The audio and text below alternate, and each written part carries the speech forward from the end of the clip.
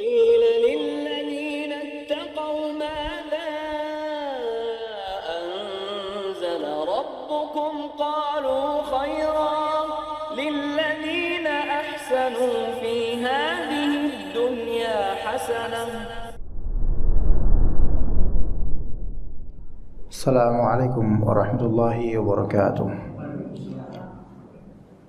Innal hamdalillah nahmaduhu wa nasta'inuhu wa nastaghfiruh wa na'udzu billahi min shururi anfusina wa sayyiati a'malina. May yahdihillahu fala mudilla lahu wa may yudlil fala hadiya lahu. Asyhadu an la ilaha illallah wahdahu la syarika lahu wa asyhadu anna Muhammadan abduhu wa rasuluhu la nabiyya ba'dah. Fa inna asdaqal hadithi kitabullah wa khairal hadi hadi Muhammadin sallallahu alaihi wasallam wa syarral umuri muhdatsatuha wa kullu muhdatsatin bid'ah wa kullu bid'atin dhalalah wa kullu dhalalatin finnar. Amma ba'd. Para jemaah ummahat yang dirahmati oleh Allah Azza wa Jalla dan juga para bapak yang diberkahi oleh Allah Azza wa Jalla. Tentu pernikahan, marriage dan juga marital status dalam Islam itu adalah status ibadah. Status pernikahan adalah status ibadah. Status sebagai seorang kepala rumah tangga, status ibadah. Status sebagai seorang istri dan seorang ibu adalah status ibadah. Begitu pula status sebagai anak adalah status ibadah. Karena dari berkeluarga ada janji pahala. Sekiranya dalam berkeluarga tidak ada janji pahala, tidak ada ancaman dosa, maka apalah beda kita dengan binatang? Maka dengan menikah atau berumah tangga, kita memohon kepada Allah Azza wa Jalla, semoga betul ini yang disebut sebagai ibadah yang paling panjang, untuk mencari ridha Allah, pahala dari Allah dan apapun yang ada pada Allah dari janji-janji baiknya. Berkenaan dengan itu, segala nikmat dan segala rangka ibadah itu memerlukan kesabaran. Sampai salat pun memerlukan kesabaran. Maka kata Allah, wasta'inu bis sabri was salah. Minta tolonglah kalian dengan sabar dan salat. Salat saja yang mungkin hanya 4, 5, 6 menit memerlukan as-sabr. Maka berumah tangga semakin banyak member, ya semakin banyak member harus semakin sabar. Maka mohon maaf, orang-orang tua yang memiliki anak, semakin banyak anaknya maka semakin terasa kesabaran mereka dibandingkan mohon maaf orang-orang tua yang belum Allah rezekikan anak. Dan itu bukan aib. Belum Allah rezekikan anak, itu bukan aib. Masing-masing memiliki kebaikan dan kesabaran yang Allah Subhanahu wa ta'ala berikan kepada sang bapak dan sang ibu, itu berpahala. Kesabaran ketika melihat kekurangan yang ada pada pasangan, itu berbuah pahala selama itu bukan kekufuran atau kefasikan dan kefajiran yang berlebih, yang sulit disembuhkan. Adapun kalau kefasikan yang memang sedang terjelembab orangnya, pelakunya, atau bisa disembuhkan, atau dosa-dosa kecil, maka bersabar. Atau akhlak yang memang masih bisa dipoles, maka bersabar dengannya adalah ibadah. Dengan itu seorang suami atau seorang istri, mereka merajut gamis rumah tangganya hingga sempurna dengan segala ketelatenan dan kesabaran, yang kadangkala ketika merajut boleh jadi salah satu jemari tersundut oleh jarum hingga berdarah. dan begitulah berumah tangga. Ya mungkin ketika kita masih di posisi bujang atau mojang, kita menduga bahwasanya memiliki istri atau memiliki suami itu sangat indah, betul sangat indah. Tidak ada prahara, tidak ada kesulitan, tidak ada sundutan emosi dan seterusnya. Dan ternyata setelah dirasakan, oh begitu rasanya.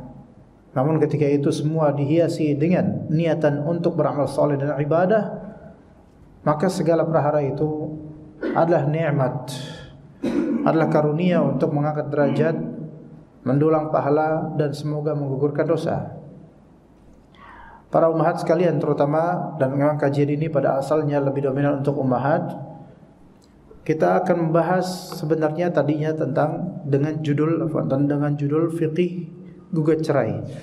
Namun karena judul tersebut seperti provokatif, ya saya khawatir kalau pakai itu nanti ummahat tercerdaskan agar bisa gugat cerai, maka saya ganti dengan judul yang sepertinya kebalik, kontradiktif dengannya, yaitu usahakan agar tidak berpisah.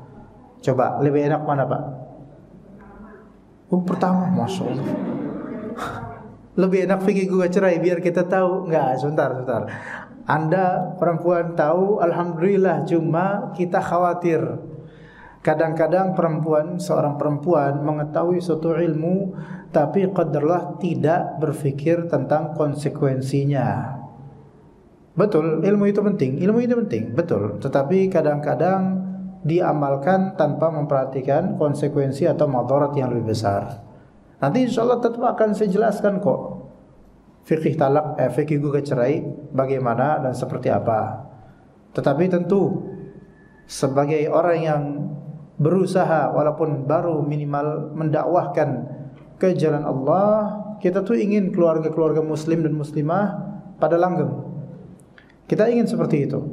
Kita tidak inginkan terjadi perceraian. Kalaupun ia terjadi, maka usahakan memang itu jalan terakhir, bukan jalan mendadak, bukan keputusan prematur, dan bukan hanya letupan emosi belaka. Jadi usahakan agar tidak berpisah, wahai muslim, wahai suami muslim, wahai istri muslimah. Usahakan. Lebih-lebih sudah memiliki anak, usahakan tidak berpisah, kecuali jika memang sudah tidak memungkinkan secara syar'i dan memang mustahil untuk bersatu. Namun itu jalan terakhir. Nah, di antara bentuk unuf utsari, yaitu kekerasan dalam rumah tangga yang dilakukan oleh istri atau keluarga istri, ya, yang dilakukan oleh istri atau keluarga istri. Karena kadang-kadang istri memang pengen minta cerai, punya inisiatif, namun terkubur dengan kelemahan dan kelembutan dirinya. Ya, kadang-kadang perempuan pengen menggugat cerai suaminya, namun niatan tersebut terkubur dengan kelembutan dirinya atau kelemahan dirinya. Namun ketika itu sudah sampai ke telinga keluarganya, ya, maka keluarganya menjadi provokator untuk supaya bisa dipercepat. Ya, dan hal ini banyak terjadi.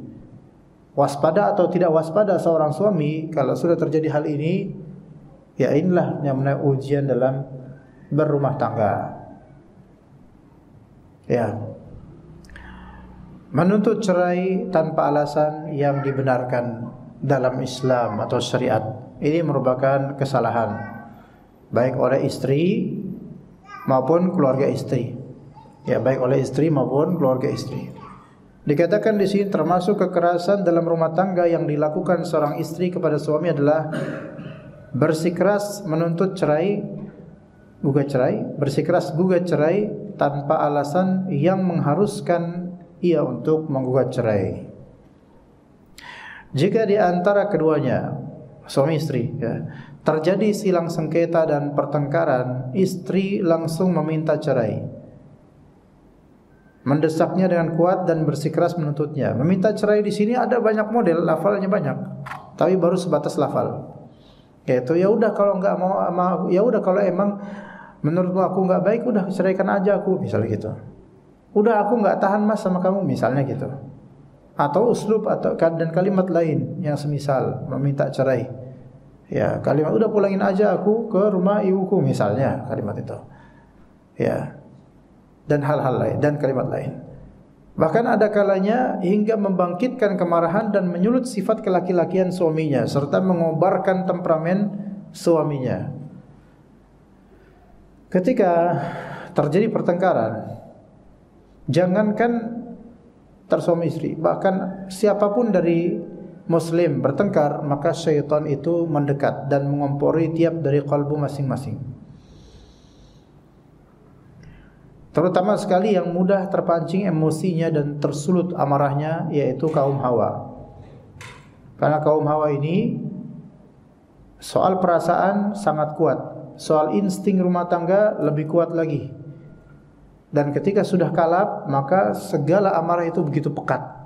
Keluar kalimat-kalimat yang tidak pernah dia fikirkan konsekuensinya sebelumnya. Bahkan kadang-kadang kalimat kekufuran kepada Allah Azza wa Jalla pun bisa keluar. Berbeda dengan laki-laki yang umumnya, enggak semuanya, yang umumnya masih bisa menahan kalimat-kalimat cerai, umumnya menahan kalimat cerai dan menahan kalimat-kalimat kufur. Tapi kita lihat baik di sinetron ataupun di kenyataan, dari laporan-laporan dan pertanyaan-pertanyaan dari ikhwan atau akhwat, lebih banyak perempuan, dan juga dari petunjuk dari hadis Nabi SAW, lebih banyak perempuan yang menuju gerbang kekufuran karena emosi mereka, baik kufur nikmat bahkan sampai kufur kepada Allah Azza wa Jalla tanpa dia pertimbangkan konsekuensinya.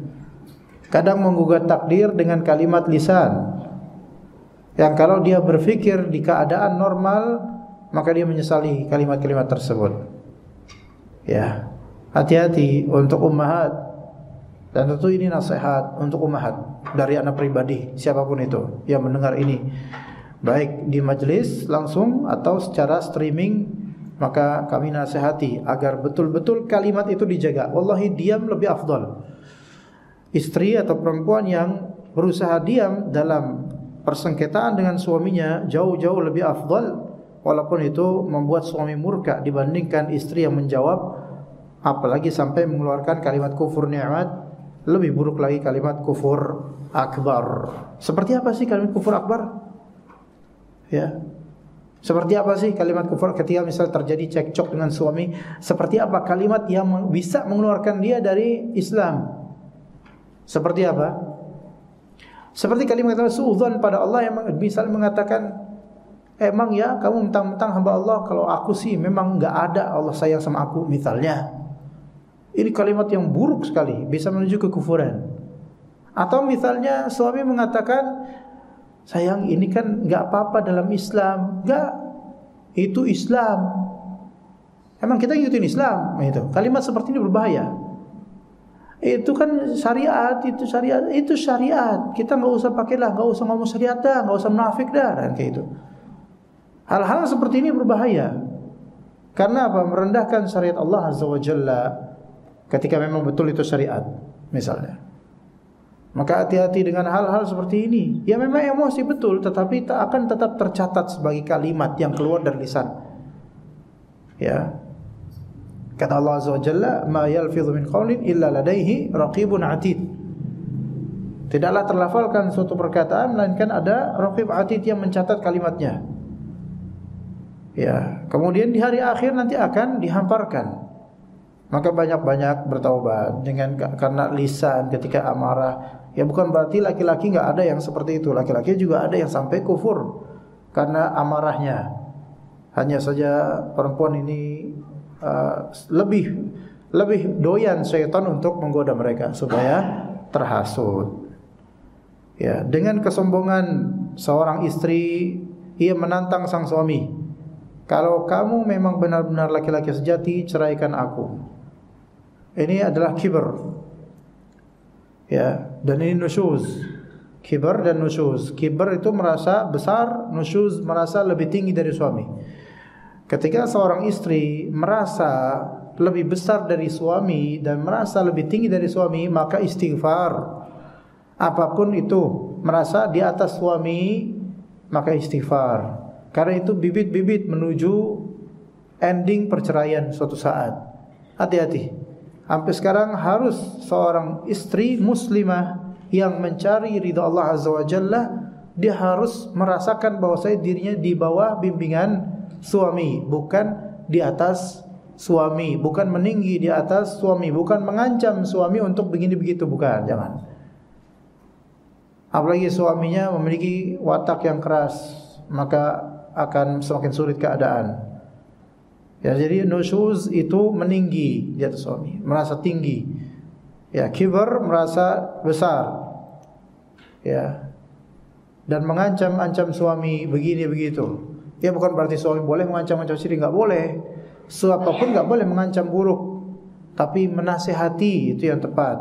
Memberi arahan, mengingatkan itu yang tepat. Adapun mengancam, awas ya. Kalau gini lagi nanti saya gini, nah itu tidak layak. Ya, antara suami istri. Kecuali memang emosi dan setelah itu minta maaf. Ya, setelah itu minta maaf. Maka kalau mengatakan kalau kamu memang benar jantan, ceraikan aku. Justru kalau jantan enggak bakal mudah menceraikan. Ya enggak? Ingat, iblis pernah mengatakan, ana khairu minhu, saya lebih baik daripada si Adam. Khalaqtani min nar wa khalaqtahu min tin. Engkau ya Allah menciptakan aku dari api, sedangkan engkau menciptakan Adam dari tanah, maka aku lebih baik dari dia. Lihat, seolah-olah argumentasi ini valid, seolah-olah komparasi ini benar gitu loh. Padahal yang sahih adalah tanah lebih baik daripada api. Begitulah syaitan memutarbalikkan kalimat. Seperti juga seorang istri mengatakan, kalau emas, kalau kamu pria sejati, maka ceraikan aku. Ini seolah-olah kalimat benar gitu loh, bahwasanya pria yang sejati itu adalah yang mudah menceraikan. Justru sebaliknya. Kalimat-kalimat ini jelas dari syaitan. Kalimat ini jelas dari syaitan melalui lisan perempuan. Yang sahih adalah umumnya laki-laki sejati itu justru yang menahan diri untuk menceraikan dan mempertimbangkan dengan pertimbangan yang berat. Kalau mau menceraikan pun dengan pertimbangan berat, dan ini paling final, paling akhir, tidak ada jalan lain, khalas. Itu baru laki-laki sejati. Ya, tetapi ketika syaitan sudah merasuki lisan seorang, kadang kalimat yang dituturkan itu seolah-olah sesuai dengan kebenaran, padahal sebalik dari kebenaran. Dan itu bapak-bapak mungkin pernah mendapatkan hal itu di dalam rumah tangga. Ya, dan ibu-ibu mungkin kalau mempelajari dan muhasabah, kadang suaminya juga begitu, dan kadang diri sendiri bisa juga seperti itu. Maka hidayah itu milik Allah. Lisan perlu hidayah, perlu taufik dari Allah, perlu penjagaan. Maka banyak-banyak zikir supaya lisan kita terjaga dari kalimat-kalimat yang justru berbalik dari kenyataan dan kebenaran. Maka syaitan pun membuat darah suaminya mendidih, dan tantangan tersebut mengguncang jiwanya sejadi-jadinya. Ia pun melontarkan kata cerai kepada si istri, padahal ia masih mencintai dan tertambat kepadanya. Melontarkan kalimat cerai, dilihat kalimatnya, apakah itu kalimat yang sharihah atau dia kalimat yang muhtamilah. Kalimat cerai ada dua macam. Kalimat sharihah yaitu straight, dengan bahasa langsung cerai, talak. Ya, aku ceraikan kamu, aku talak kamu. Nah, ini jelas, baik dengan lisan maupun tulisan. Baik langsung kedengaran istrinya atau melalui perantara. Maka ini disebut kalimat sharihah. Ya, kalimat talak yang sharihah, straight, yaitu yang lempeng, lurus, nyata, jelas. Yang kedua, kalimat muhtamilah atau ghairu sharihah. Kalimat muhtamilah ini kalimat bersayap, yang ada posibilitas maksud cerai, tapi ada juga posibilitas tidak maksud cerai. Dan ini ada dua macam. Ada yang dalam konteks yang memungkinkan cerai, dan ada dalam konteks yang bukan konteks cerai. Konteks yang memungkinkan cerai, misalnya lagi marah, gontok-gontokan, terus dia bilang apa? Ya udah kalau gitu kamu nggak usah lagi sama saya. Nah, ini kalimat yang bersayap. Apa maksud dari kalimat ini? Ketika dalam konteks marah kan ada posibilitas untuk pisah atau cerai, itu masih ada konteks gitu loh, ada kemungkinan gitu loh. Dan kalimatnya, udah kalau gitu kamu nggak usah lagi sama aku, kata suami. Ini kalimat yang muhtamilah, tidak strike langsung. Ada posibilitas maksud cerai, ada juga hal lain, istilah udah kamu nggak usah lagi sama aku, artinya nggak usah serumah sama aku, kan ada kemungkinan itu. Maka yang seperti ini tidak bisa langsung divonis cerai, melainkan harus ditanyakan kembali, tabayun dan klarifikasi ke suaminya, maksudnya mas ini apa dari kalimat tersebut, ya gitu ya. Maksudnya apa dari kalimat tersebut? Apakah maksudnya cerai? Maksud udah kamu nggak usah lagi sama saya. Apakah maksudnya cerai? Kalau emang itu di hati maksudnya ketika melontarkan kalimat itu maksudnya cerai, maka bisa terjadi perceraian. Tapi kalau maksudnya adalah bukan cerai, atau hanya spontan ngomong kayak gitu aja, udah ya asal ngomong, yang penting udah nggak usah lagi sama aku, ya tuh udah nyahlah kamu dariku gitu, ya itu nggak usah, I don't want to see your face misalnya gitu ya. Nah yang seperti itu kalau dimaksudkan cuman kesal doang, tidak maksud cerai, maka tidak terjadi cerai. Walaupun konteksnya marah itu seolah-olah posibilitas ada cerai gitu, tapi nggak terjadi. Yang B, yang kedua B, yaitu apa? Bukan dalam konteks yang memungkinkan cerai. Seperti lagi ngobrol biasa, ya, baik pertanyaan maupun ancaman, ya, misalnya mengatakan, gimana ya kalau nanti misalnya kita pisah atau cerai. Ini bukan dalam konteks cerai, apalagi lagi ngobrol biasa gitu loh. Maka ini tidak terjadi cerai. Gimana ya kalau nanti kita cerai? Enggak, ini pertanyaan, ini bukan dalam konteks cerai, ya. Atau dengan kalimat-kalimat misalnya bercanda, lo, gua, en, misalnya gitu, bercanda. Nah di sini harus dilihat, walaupun dalam bercanda kan seolah-olah tidak dalam konteks cerai ya. Nah kalau misalnya lu, gua, and maksudnya adalah kita putus cerai, dalam hatinya gitu, maksudnya itu walaupun bercanda maka terjadi cerai, walaupun dalam urusan bercanda. Tapi kalau cuma lu, gua, and ngikutin para pelawak doang gitu, maka ini tidak termasuk cerai. Gimana? Bisa dipahami ya ibu-ibu ya, bapak-bapak ya. Hati-hati dengan kalimat loh, ya, begitu.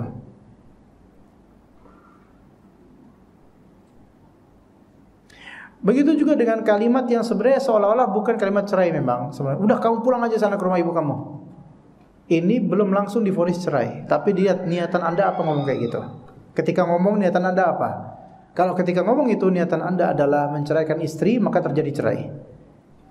Kalau itu bukan maksud niatan cerai, melainkan karena udah empet ngeliat dia, tapi nggak perlu cerai, maka tidak terjadi cerai. Kalimat-kalimat itu begitu banyak ya jemaah. Inovasinya banyak. Kadang-kadang masuk di redaksi meja kita atau pertanyaan-pertanyaan tentang kalimat-kalimat cerai seperti apa saja, apakah ini termasuk kalimat cerai atau tidak. Maka kita kontekskan sesuai dengan keadaan ketika itu.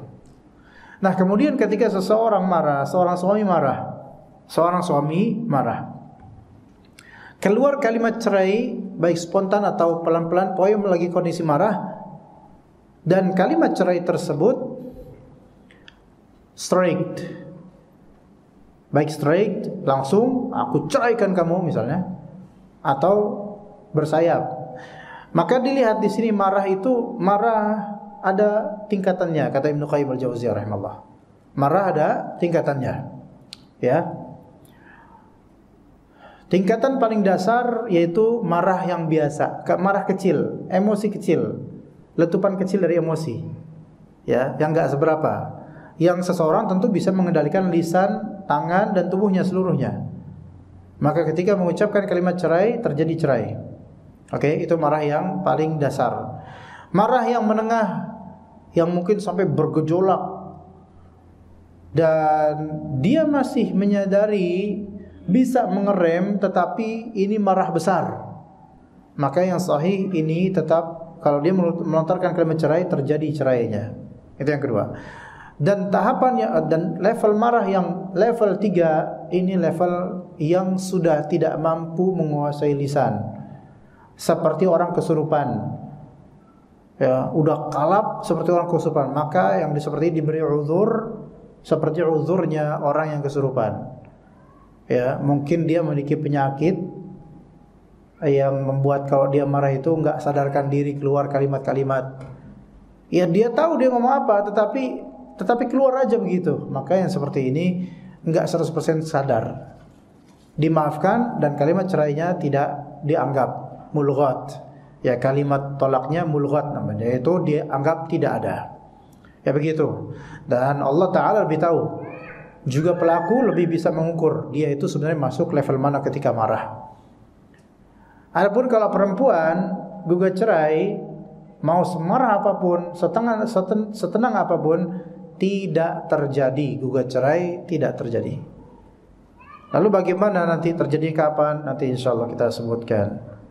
Taib, ia melontarkan kata cerai, ya, yaitu suami kalau udah dibuat darahnya mendidih, ya, maka suami bisa melontarkan kata cerai kepada si istri, padahal suami itu masih bisa mencintainya dan masih tertambat kepadanya. Mungkin karena kecantikannya masih suka dia.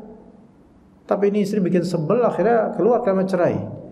Atau istrinya ini sebenarnya masih ada kebaikan yang dilihat oleh suami.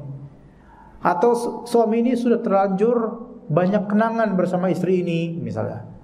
Atau suami ini mempertimbangkan anak-anak ini, mereka sangat cinta pada ibunya, dan suami ini masih sayang sama anak-anaknya. Tapi karena udah betul-betul si istri sengaja memantik emosi suami, akhirnya terlontar kalimat-kalimat cerai. Maka kata penulis, wanita ini telah menyembelih suaminya tanpa belati, membunuhnya dengan kejam, dan menggoroknya dari satu urat leher ke urat leher lainnya. Masya Allah, ini serem banget ini buku ini. Kok bisa kayak gini ngomongnya? Wanita ini telah menyembelih suaminya tanpa belati. Iya sih, Masya Allah. Membunuhnya dengan kejam, Masya Allah. Ya, luar biasa ini. Apakah sampai segininya ya? Dari Thauban radhiyallahu anhu, Rasulullah SAW bersabda, ayyuma imra'atin sa'alat zawjaha talaqan min ghairi ba'sin fa haramun 'alaiha raihatul jannah. Istri siapa saja, istri manapun yang meminta cerai dari suaminya tanpa min ghairi ba'sin, tanpa sebab keburukan, yang sebab syar'i gitu, maka perempuan ini terhalang untuk mencium semerbak aroma surga. Masuk neraka dulu artinya, ya, karena kufur nikmatnya. Ya. Masih dari Thauban radhiyallahu anhu, Rasulullah SAW bersabda, al-mukhtali'atu hunnal munafiqat. Para istri yang menuntut khulu', yang menggugat cerai tanpa sebab syar'i, itu adalah wanita-wanita munafik. Dari Abu Hurairah radhiyallahu anhu, Nabi SAW bersabda, al-muntazi'atu wal mukhtali'atu hunnal munafiqat. Para istri yang melakukan nusyuz, muntazi'at yaitu melakukan nusyuz, wal mukhtali'at menuntut khulu', menggugat cerai, adalah wanita-wanita munafik. Di sini ada dua hal, nusyuz dan khulu'. Nusyuz dan khulu'. Khulu', ya. Apa itu nusyuz? Nusyuz adalah tarafu'nya istri kepada suami. Nusyuz itu adalah meningginya, nusyuz, ya. Nashaza, yaitu artinya irtafa'a, meninggi. Ya. Idza ma yunshizuha thumma yaksuha lahma, yaitu ya diangkat, yunshiz yaitu diangkat tulang-tulang dan diliputi dengan daging-daging, seperti di kisah Ashabul Kahfi. Yunshizuha, nusyuz. Maka kalau laki perempuan berdiri seperti mengontrol suaminya, menguasai atau merasa lebih tinggi dari suaminya, itu nusyuz. Ya. Termasuk bentuk nusyuz misalnya apa? Ya, membentak suami. Apalagi kalau sampai nampar suami, membentak suami, nusyuz. Ya. Bentuk nusyuz juga kabur dari rumah. Kabur dari rumah suami itu nusyuz. Ya, kecuali kalau suaminya itu KDRT dan berbahaya bagi istrinya, ini beda hal. Ya, tapi kalau keadaan hanya cekcok mulut dan mungkin sedikit tersinggung atau tersinggung memang, belum apa-apa langsung kabur tanpa izin suami, makin nusyuz. Ini nusyuz. Masuk juga sebenarnya untuk nusyuz, yaitu istri menceritakan kejelekan-kejelekan suami kepada ibunya, terutama ibunya. Kalau bapaknya biasanya bodoh amat. Ya, misalnya si putri, ya biasanya seorang istri juga nggak mau ngomong ke bapaknya tentang kejelekan suaminya, karena bapaknya pasti bilang, oh, apa yang ada pada suami kok ada pada bapak juga. Nah, itu bapaknya juga gitu, dia bilang. Mungkin sang istri itu sungkan, mau cerita sama bapak sungkan, karena tahu bahwasanya bapak ini nggak akan membenarkan tindakan itu. Biasanya begitu. Udahlah, ngapain sih kamu, bapak nggak mau ngurus rumah tangga kamu. Tapi kalau seorang ibu, oh itu masya Allah, perhatian banget, saking perhatiannya bisa menghancurkan rumah tangga anak sendiri. Yang menceritakan kejelekan-kejelekan suami dan aib-aib yang tidak sepantasnya diceritakan keluarga dan tidak darurat untuk diceritakan keluarga, bisa dirundingkan, tapi malah dihikayatkan ke keluarga besar atau ke ibunya terutama, yang akhirnya nama seorang ibu merasa sayang sama putrinya dan merasa berhak untuk mengatur, kemudian berhak untuk bertindak, akhirnya bertindak. Dan betapa banyaknya angka perceraian disebabkan siapa? Ibunya sang istri. Ya, itu akan diminta pertanggungjawaban di hari akhir nanti. Dikira bahwasanya dengan perceraian itu solusi yang terbaik, padahal boleh jadi itu adalah keinginan ibunya sendiri tadinya. Karena seorang ibu akan selalu memandang bahwasanya anaknya lebih baik daripada mantunya, selalu begitu. Semua ibu, nggak ada seorang ibu itu lebih membela mantunya pada anaknya sendiri.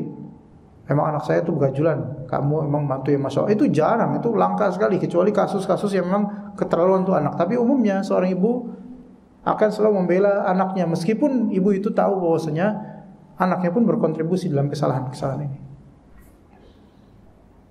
Ya, terutama sekali mohon maaf jika ibu tersebut adalah seorang janda, tidak punya suami, baik wafat atau cerai, sehingga tidak ada yang mengontrol dirinya, tidak ada yang mengerem dirinya untuk stop overthinking terhadap keluarga anaknya.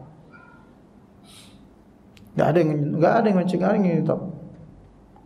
Dan juga karena apa? Karena mungkin gabut, tidak ada kerjaan sehingga ngurusin rumah tangga anaknya. Tidak ada yang diurus, suami nggak punya. Akhirnya lebih ngurus apa? Rumah tangga anaknya. Dan disitulah kemudian yang membuat apa? Terjadinya cekcok yang tadinya tidak ada badai, maka berbadai kemudian. Maka hal pertama yang harus difikirkan oleh seorang ibu, mungkin di antara jemaah perempuan ummahat ada seorang ibu yang memiliki putri yang setelah menikah, maka kita katakan, wahai ibu yang salihah, ittaqillah, takutlah anda kepada Allah Azza wa Jalla. Biarkan bahtera rumah tangga putri anda itu berjalan dengan ridha Allah Azza wa Jalla, dengan pengawasan dari Allah yang lebih afdal, yang lebih tahu tentang isi dalam dari keluarganya, yang lebih adil, lebih bijaksana dalam menetapkan hukumnya itu Allah Azza wa Jalla. Maka jangan terlalu dalam menggali urusan rumah tangga anak kita, kecuali kalau memang sudah terlalu akut dan darurat. Tapi itu pun kadang-kadang nisbi sifatnya. Menurut ibu itu darurat, padahal bisa disolving dengan damai, dengan kebaikan. Dan carilah ilmu syar'i tentang berumah tangga walaupun sudah berusia tua, jemaah. Karena ilmu syar'i ini kadang lupa kita. Atau apakah kita sudah mengetahui? Belum tentu, belum tentu. Boleh jadi belum tahu. Belum tahu hadisnya, belum tahu dalilnya, belum tahu sikap yang benar, mungkin belum tahu. Pengalaman itu kadang-kadang enggak cukup. Tapi harus ada ilmu juga yang menjadi pondasi dan dalil. Ya. Maka di sini lihat kita Nabi SAW muntazi'at, yaitu para istri yang melakukan nusyuz, meninggi, dan kadang-kadang nusyuznya istri dikompori oleh ibunya, yaitu mertuanya suami. Ya, dikompori. Yang tadinya istri ini ta'i'ah, yaitu taat pada suaminya, dan karena menceritakan kesalahan suaminya, maka ibunya kemudian mengompori untuk segera melakukan nusyuz, yaitu pembangkangan, pembelotan terhadap suami. Na'udzubillah min dzalik. Pemboikotan terhadap suami. Na'udzubillah min dzalik. Ya. Maka hati-hati, dosa ini bisa menjadi dosa jariyah. Dan korbannya bukan hanya putrinya. Bisa jadi korbannya kelak adalah cucu-cucunya, anak-anaknya. Yang semua itu akan merugikan. Semua itu akan merugi, tidak ada benefitnya. Tidak ada benefitnya. Yang ada penyesalan di kemudian waktu. Belum di akhirat ketika Allah Ta'ala akan memperlihatkan semua amalan dan menimbang amalan buruk tersebut. Ya. Tentu setelah rusaknya rumah tangga anak, tidak ada ibu mertua atau ibu yang merasa bahwasanya dirinya telah merusak. Enggak ada yang bakal berkata begitu. Akan merasa bahwasanya ini percaya ini adalah jalan terbaik, padahal belum tentu. Ya. Maka kita berlindung pada Allah Azza wa Jalla dari sikap nusyuz para istri. Dan para ummahat itu juga harus bersabar. Minta ridha Allah, minta ganjaran dari Allah. Kekakuan suami, kesalahan suami selama itu bukan pelanggaran yang buruk sekali dan akut, maka bersabar adalah jalan yang terbaik karena hidayah itu milik Allah. Kemudian wal mukhtali'at. Mukhtali'at yaitu perempuan yang menuntut cerai tanpa alasan yang syar'i yang dibenarkan. Salah sedikit gugat cerai, pengen minta cerai, salah sedikit minta cerai. Ya. Itu disebut oleh Nabi SAW hunnal munafiqat, semua adalah munafik. Kenapa munafik? Karena begini, perempuan itu dinafkahi oleh suami. Sudah diberikan ihsan, perbuatan baik, dana, harta dan seterusnya, rumah, sandang, pangan, papan. Maka istri ini menikmati fasilitas yang diberikan oleh suami. Namun dengan menggugat cerai atau melakukan nusyuz, maka ini kufur nikmat. Gugat cerai itu kan membutuhkan dana, tenaga, energi, pikiran. Perlu dana. Dari mana itu perempuan dananya untuk gugat cerai suaminya? Hasil nabung dari nafkah dari suaminya. La haula wala quwwata illa billah. Ya. Bahkan sebagian perempuan sudah punya plan untuk menggugat suami pada suatu ketika. Sekarang masih dalam waktu menabung dulu, karena dia nyarinya di internet. Ya, berapa kira-kira untuk gugat cerai? Dia nanya-nanya ke orang, gugat cerai berapa sih biayanya? Sampai pengadilan berapa sih biaya dan seterusnya. Akhirnya dia sabar dulu. Sabar bukan karena sabar karena Allah, bukan. Tapi sabar menunggu kapan duitnya bisa tertabung sampai segitu duitnya.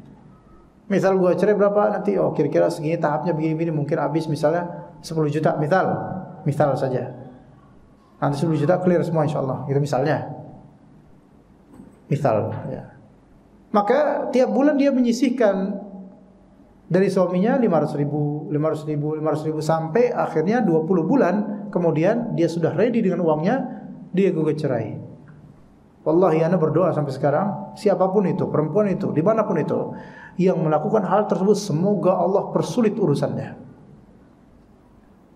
Kedurhakaan yang luar biasa, kemunafikan yang luar biasa. Karena apa?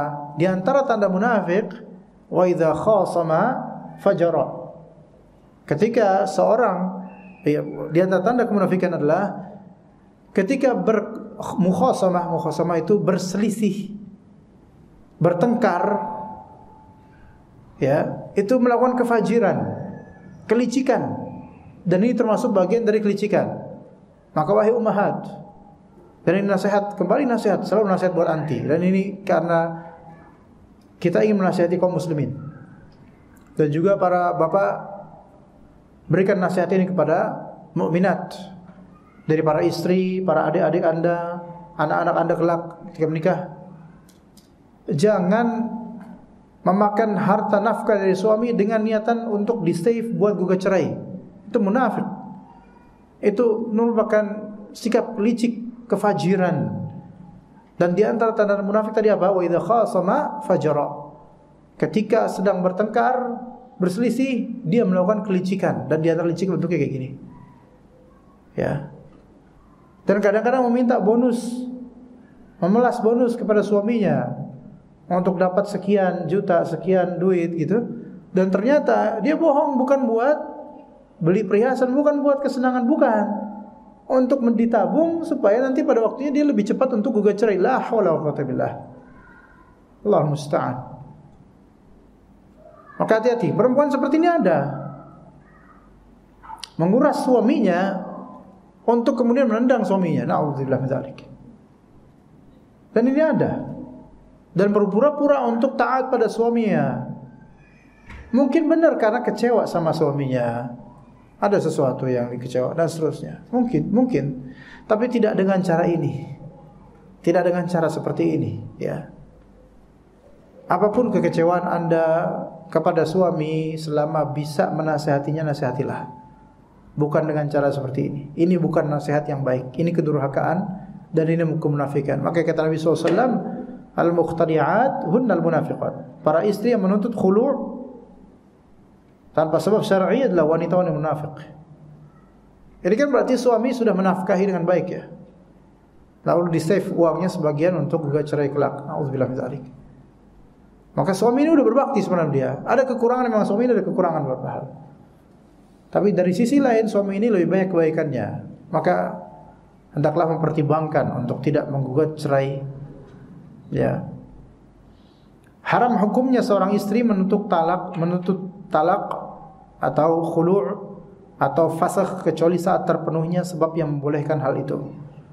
Andai kata ia melakukannya bukan karena uzur, maka ia tidak dapat selamat dari dosa.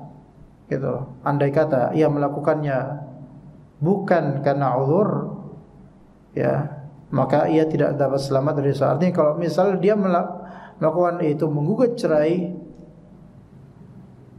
dengan alasan yang tidak dibenarkan oleh syariat, dia enggak selamat dari dosa. Enggak bakal selamat dari dosa. Dosa terus.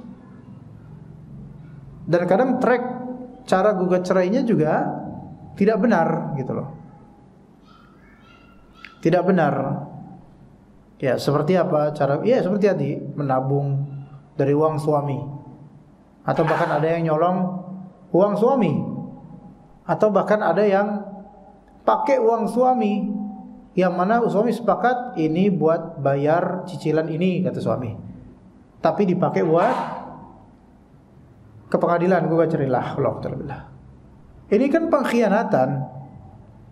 Ini kemunafikan sebenarnya, ini khianah. Ya. Khianat itu enggak boleh. Apapun bentuknya, kapanpun dan apapun motifnya, haram.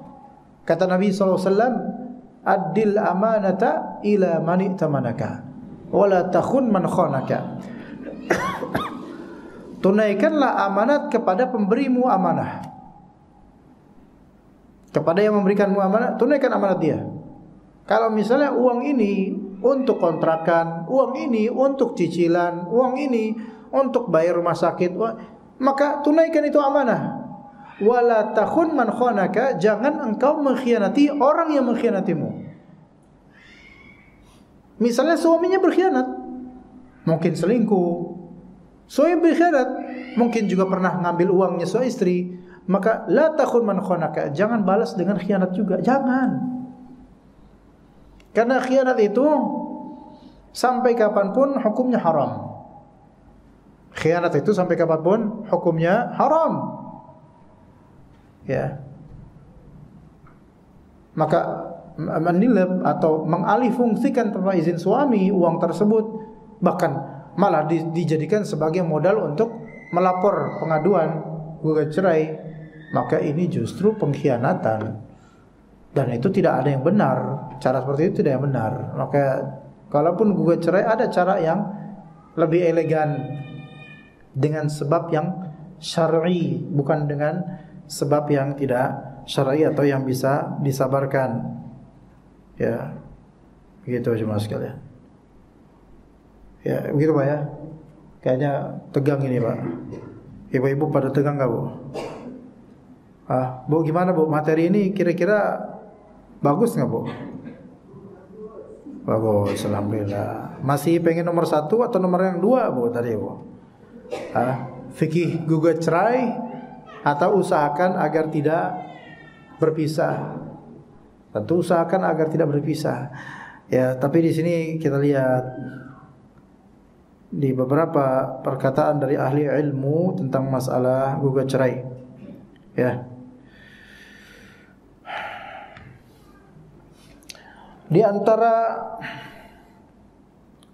Di antara faktor yang dibolehkan gugat cerai, cuman itu tuh jalan terakhir. Dikatakan ulama dalam kitab Al-Mughni,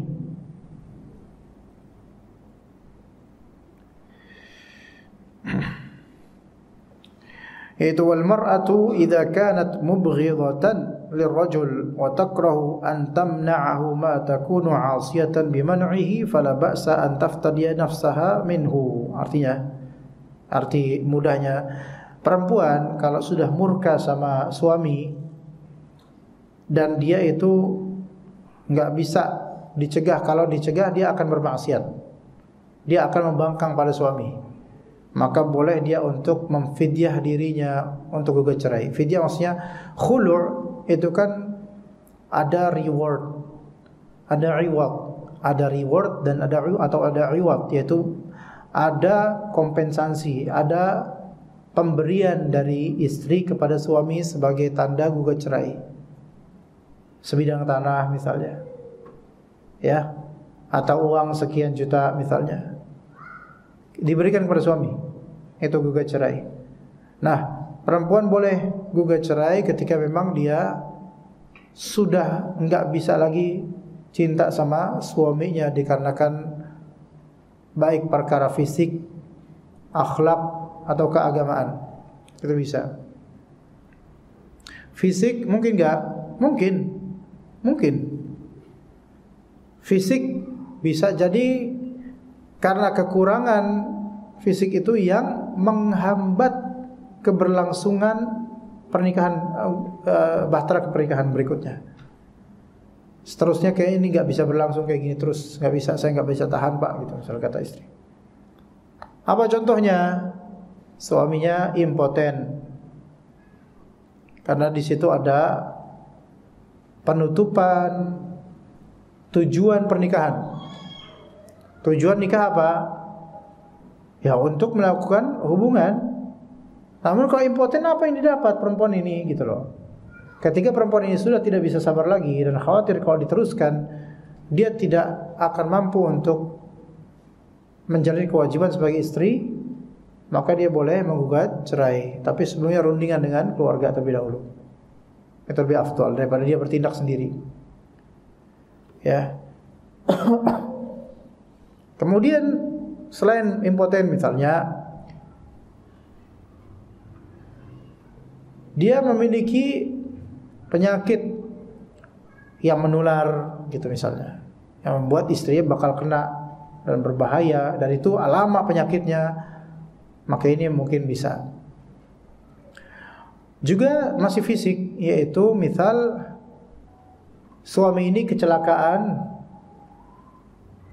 yang membuat ada bagian tubuhnya berubah dan itu membuat istri tidak tahan dengan perubahan itu.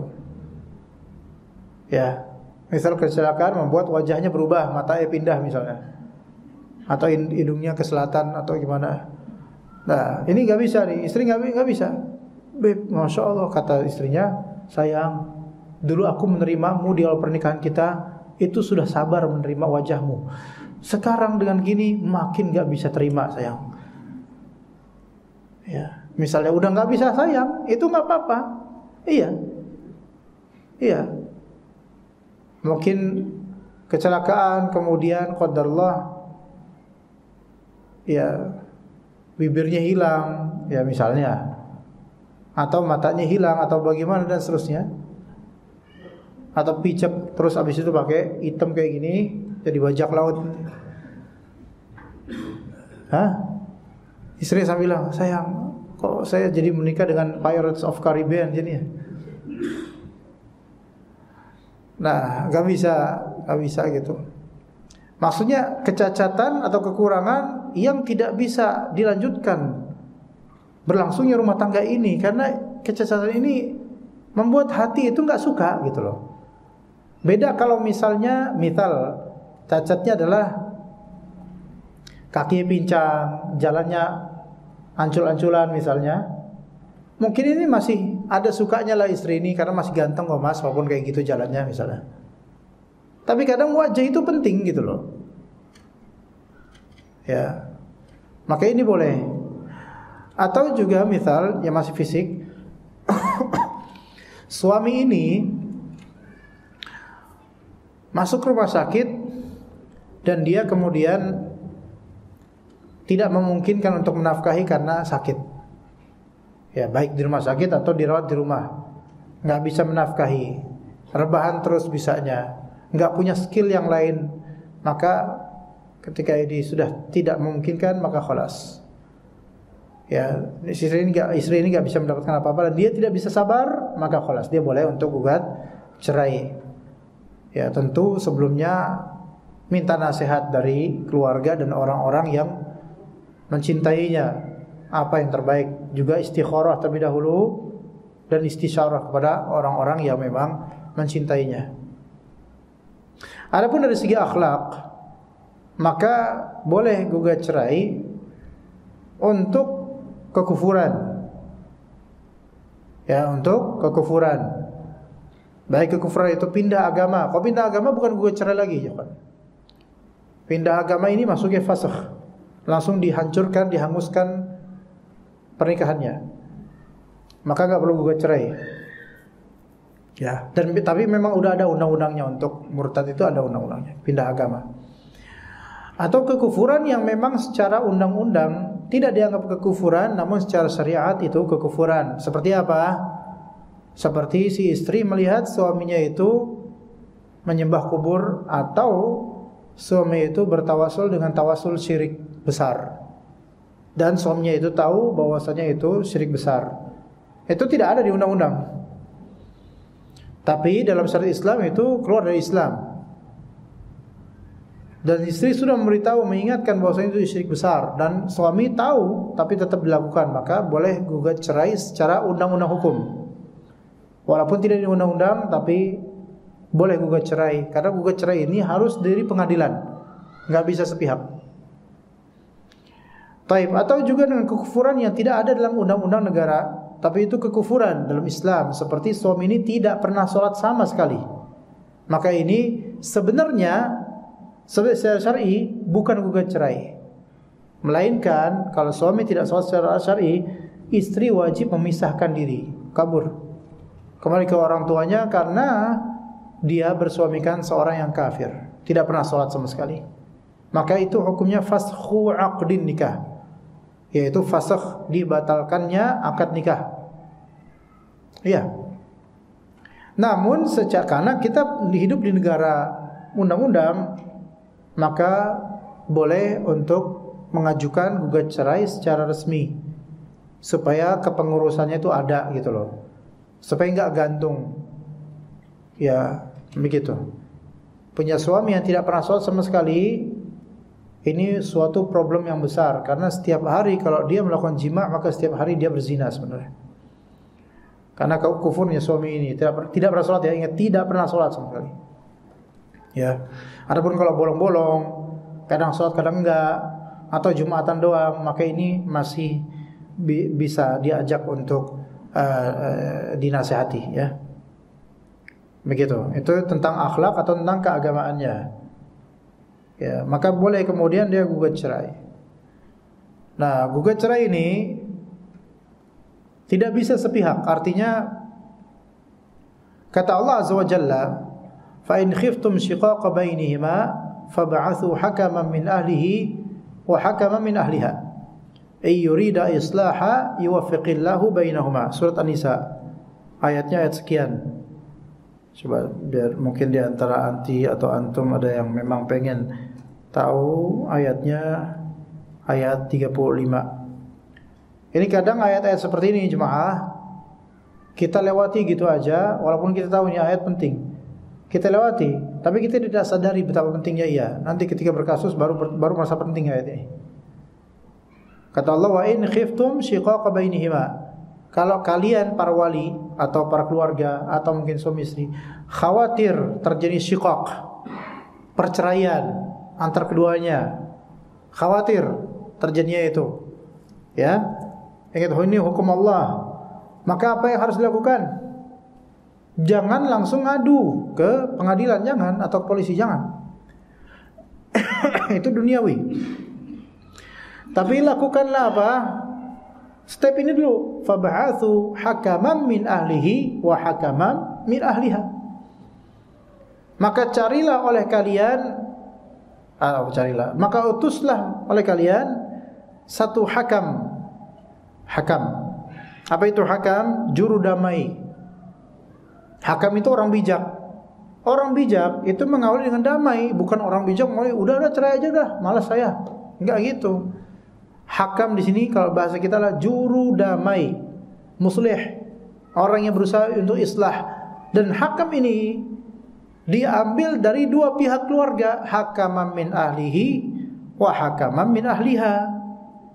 Dari keluarga suami cari ahal di sini dari keluarga. Kalau enggak dari keluarga, perwakilan keluarga yang memang berusaha untuk apa? Mendamaikan. Hakama min ahlihi, dari pihak keluarga, keluarga pria, keluarga suami. Wa hakama min ahliha. Kemudian satu orang juru damai dewasa, akil, baligh, rasyid, terpelajar, terbimbing, dan ini orang dari keluarga perempuan. Jadi pertemukan. Yurida islaha, kalau keduanya memang niatannya benar untuk islah, maka yuwaffiqillahu bainahuma. Maka Allah akan memberikan taufik kepada keduanya untuk baik berdamai. Jadi bukan ujuk-ujuk tiba-tiba istri terus lapor. Memang dalam undang-undang kita diperbolehkan seorang istri untuk secara diam-diam menggugat cerai suaminya. Itu boleh dalam undang-undang kita. Ya, tapi Allah alam dalam syariat itu yang awalnya stepnya harus apa? Islah. Cuma memang alhamdulillah juga dalam peraturan negara kita dalam menggugat cerai dari pihak negeri kita, pengadilan, itu pun enggak mungkin mereka dari penguasa kita alhamdulillah enggak bakal mau mengeluarkan statement atau vonis secara prematur atau mendadak, yaitu memenangkan klien atau kubu istri misalnya. Enggak, melainkan tetap ada tahap, ya Bu ya. Ya ini Bu, ini saya kasih tahu nih Bu. Yang ini yang saya kasih tahu, yang dari tadi mungkin ditunggu-tunggu ya. Ya. Tahapnya itu lama. Ya, pertama kan pelaporan dulu gitu kan. Pelaporan untuk gugat cerai itu butuh dana. Jadi sebenarnya gugat cerai itu pertimbangkan butuh dana, enggak free, ya gratis, enggak, butuh dana dan butuh waktu panjang. Kalau mau stres, gugat cerai lah, stres tuh insya Allah. Ada orang gugat cerai 1,5 tahun baru selesai. Nah, pengaduan itu pun enggak langsung diproses besok, 3 hari kemudian langsung, enggak, kadang butuh waktu. Karena kadang di pengadilan atau proses seperti ini juga orang-orang juga banyak yang gugat cerai, jadi ngantri dulu, tunggu waktunya. Bisa aja 2 bulan kemudian baru terjadi pertemuan pertama, dipanggil kubu istri, kubu suami dipanggil. Apakah itu langsung berkubu-kubu kemudian bertengkar? Enggak. Kadang dipertemukan dulu ini alhamdulillah saya belum pernah bilang di ruangan mediasi. Bahasa kitanya, bahasa syariatnya islah. Bahasa hukumnya mediasi. Dan ini bagus. Ini sesuai syariat Islam kalau sini. Harus dari tahap ini dulu. Dan mediasi itu enggak sekali, Pak. Gitu, Bu, ya. Bisa 3 kali. Bahkan bisa lebih, tergantung dengan kasus dan keputusan dari penyidiknya atau mediatornya. Dan kadang-kadang, tergantung beda-beda ya. Kadang-kadang pengacara itu enggak boleh masuk. Cuman pihak si istrinya langsung, dia dan suaminya langsung, orangnya langsung. Bahkan kalau perlu jin korin nggak boleh masuk, supaya nggak membisiki apa macam-macam itu. Tapi saya nggak ada scanning jin korin kalau di sana itu. Ya itu dipertemukan, gitu loh. Bahkan kadang-kadang dipertemukan dan penyidiknya atau mediatornya nggak di ruangan, keluar, udah berdua di situ, saling liatin, gitu loh. Napa sia, ayo sia, berani sama aing sia, gitu. Ampun bang, aku masih sayang sama abang. Oh udah kayak gini, ini mah ngambek doang, berarti nggak jadi cerai nih, gitu mah, gitu. Misalnya. Iya, kenapa begitu? Karena pemerintah tahu, hakim juga harus tahu, penyidik harus tahu bahwasannya nggak semua gugat cerai itu murni kemauan istri. Kadang-kadang komporan dari keluarga. Makanya keluarga pergi dulu sana, karena keluarga kadang-kadang menjadi jin korin juga itu mereka. Iya, kadang-kadang menjadi syaitan. Ngomporin, udah cepetan, kamu bilang aja semua aib-aibnya biar ketahuan tuh suami kamu kayak gitu tuh. Wah. Ya. Jadi kadang-kadang ketika bertemu, kalau ada niatan baik atau mereka semua bertemu istikharah terlebih dahulu, Allah akan berikan petunjuk mana yang terbaik. Ketemu berdua, mediatornya kabur. Iya. Itu nanti kelihatan. Kamu kenapa, Dek? Kok bisa membuat saya sampai tahap gini, Dek? Gak tahu, Bang. Sebenarnya gak mau kayak gini, Bang. Capek, gitu orangnya. Capek, Bang. Ya, capek. Habis ngapain? Habis nyuci, capek. Gimana? Ya. Bercanda lagi suaminya. Abang mah kayak gitu, gak bisa serius. Abang gak bisa serius kalau ngeliat wajah kamu, gitu. Masalah. Ya. Akhirnya pegangan tangan lagi. Ya di situ kan dilihat akhirnya mereka dinilai. Ya mungkin mediatornya atau penyidiknya katanya gue kecerai, kok sayang-sayangan lagi ini. Udah bubar, udah balik sana ke rumah, balik gitu. Ya nggak gitu bahasanya, nggak gitu ya. Cuman mediasi pertama, mediasi kedua, mediasi ketiga, kadang-kadang ini terjadi pertengkaran, tapi nggak langsung divonis, nggak langsung. Karena pertengkaran itu hanya sebuah apa ya? Ngeluarin unek-unek gitu loh, meluapkan emosi dan perasaan yang selama ini terpendam gitu. Kadang ada mediatornya juga ngelapor, mediatornya diem aja, dengerin, nggak komentar, sambil mempelajari mereka gitu loh, mempelajari mereka. Kadang gitu, ya beda-beda sih, ya kasus-kasus beda-beda, tergantung kasus. Begitu. Jadi ada kebaikan juga di sini, ada proses islah atau mediasi. Ya, dan kadang-kadang juga keluarga ada yang disuruh masuk ikut untuk memberikan saksi dan seterusnya, untuk menenangkan dan seterusnya, itu bisa. Dan kita berharap semoga Allah Subhanahu wa taala memberikan taufik kepada siapapun yang mungkin diberi ujian di masalah seperti ini supaya kembali baik rumah tangganya. Kalau memang udah enggak bisa teruskan, ya sudahlah. Ingat, perceraian itu kadang-kadang bukan aib. Perceraian itu kadang-kadang karomah dan kenikmatan dari Allah. Jadi kita enggak bisa memvonis bahwasanya fulan cerai, fulan gugat cerai, jelek nih berarti, kasusnya berat. Belum tentu. Boleh jadi kasus Anda yang masih beristri, masih bersuami, Anda lebih buruk daripada orang-orang ini, bisa jadi. Jadi jangan kira bahwasanya orang yang berpisah itu 100% mereka salah atau buruk, enggak. Masalah rumah tangga itu sebagaimana bapak dan ibu tahu, enggak bisa orang luar memvonis begini begitu. Enggak.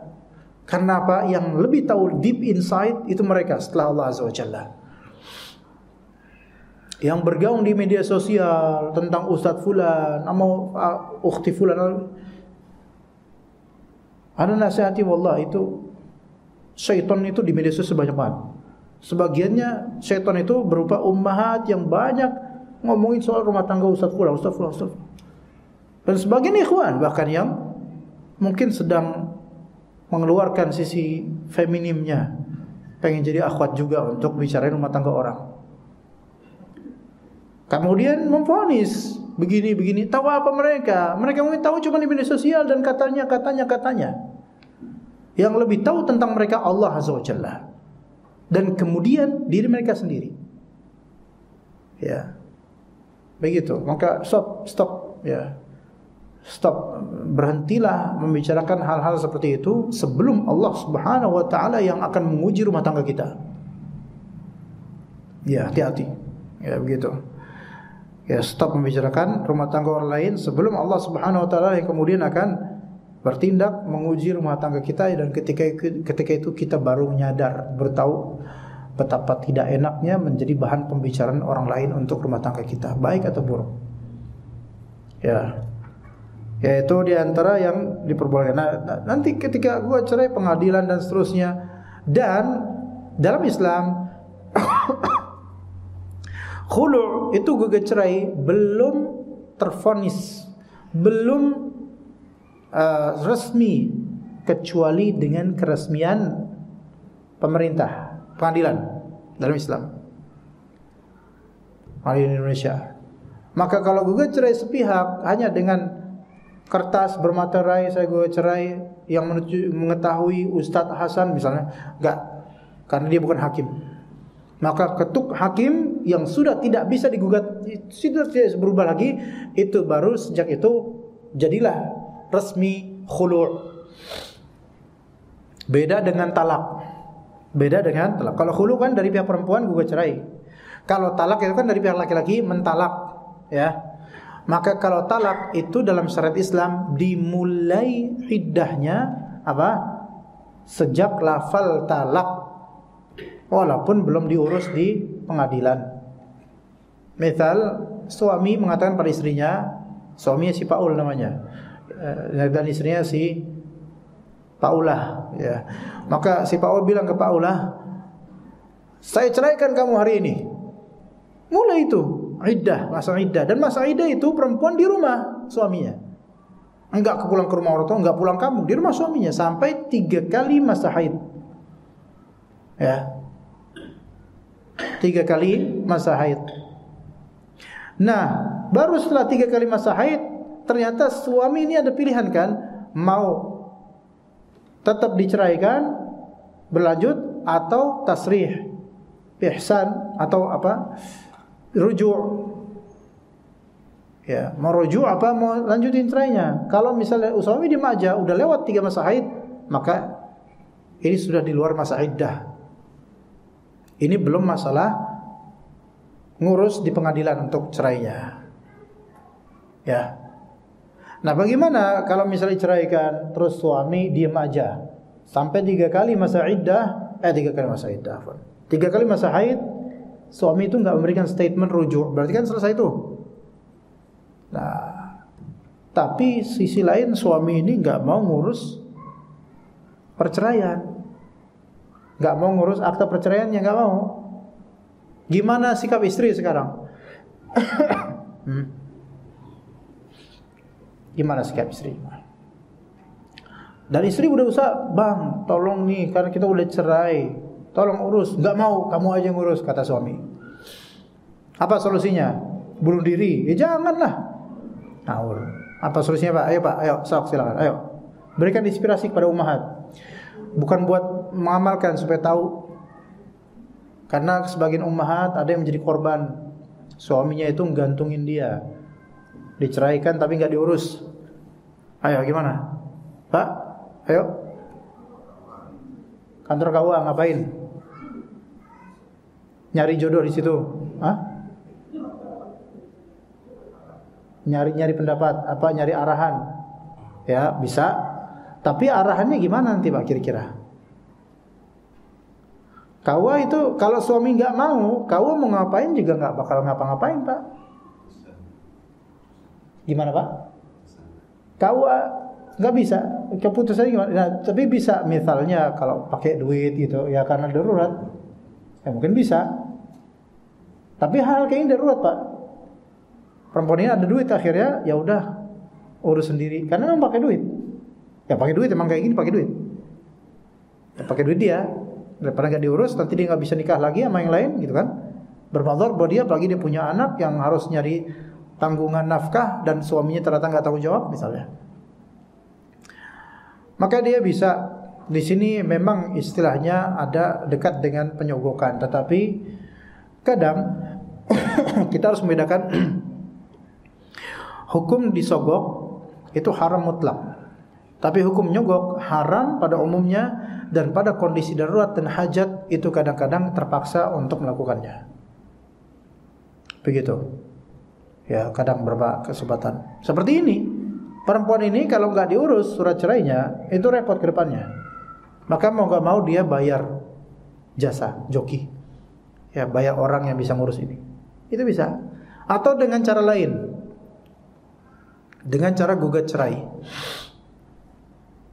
Tapi gugat cerai yaitu secara formal di kenegaraan saja, di surat pengadilan aja. Secara hukum syar'i dia telah diceraikan. Ini hanya untuk mencari apa? Surat atau akta perceraian atau gugat cerai yang membuat dia nanti ke depannya kalau mau nikah dia bisa nikah, karena itu hak dia. Kadang-kadang kita dengan melakukan untuk supaya mendapatkan hak kita, itu kadang-kadang kita harus melalui hal-hal seperti ini, bayar. Ya, bahasa syariatnya nyogok gitu. Tapi karena emang kita mau mendapatkan hak, kalau nggak nyogok kita nggak bisa dapat hak. Itu kadang-kadang seperti itu jemaah. Ya, seperti mungkin jemaah yang lain juga tahu contoh-contoh lain. Ya, yang nggak bisa Anda sebutkan di sini, nanti takutnya jadi percontohan. Ya begitu. Ya, gugat cerai. Kan gugat cerai ada mediasi. Nah di mediasi itu biasanya kalau pihak suami emang dari awal nggak mau ngurus perceraian, biasanya pas di mediasi pertama, istilah pertama suami nggak datang. Pemanggilan kedua suami nggak datang. Makanya seperti ini mempermudah untuk memutuskan gugat cerai, kan gitu biasanya. Karena nggak datangnya suami, ya udah cepat itu jadinya, lebih cepat dibandingkan suami datang sayang-sayangan berusaha untuk ini lagi, kedua kalinya lama itu. Ya begitu caranya. Tapi itu secara kertas. Gugat cerai, khulu'. Tapi secara syar'i itu masuk hitungan cerai semenjak pertama kali si suami mengucapkan kalimat cerai. Misal mengucapkan kalimat cerai 1 Januari 2024 misalnya. Baru selesai ngurus akte perceraian atau akte gugat cerai yaitu 25 Desember 2024. Jauh banget itu. Lah terus hukumnya ini apa dia? Hukumnya ditalak sejak 1 Januari 2024. Itu secara syar'inya. Tapi secara aktenya dia baru resmi menjanda sejak apa? 25 Desember 2024. Itu yang harus dipahami ya jemaah sekalian. Bukan untuk diamalkan, cuma kadang-kadang kita nanti punya keluarga yang bisa jadi berkasus di sini. Mudah-mudahan bukan kita. Ini sebagai bekal supaya enggak uring-uringan, enggak bingung. Dan mungkin bisa konsultasi kepada pakar hukum atau pengacara yang faham masalah ini. Ya, karena kita ini hidup di negeri hukum gitu loh. Ya, wallahu a'lam. Ada pertanyaan enggak jemaah sekalian? Ibu-ibu ada pertanyaan? Bapak-bapak? Sulit bertanya kalau masalah seperti ini ya. Bapak-bapak silakan bertanya, Pak.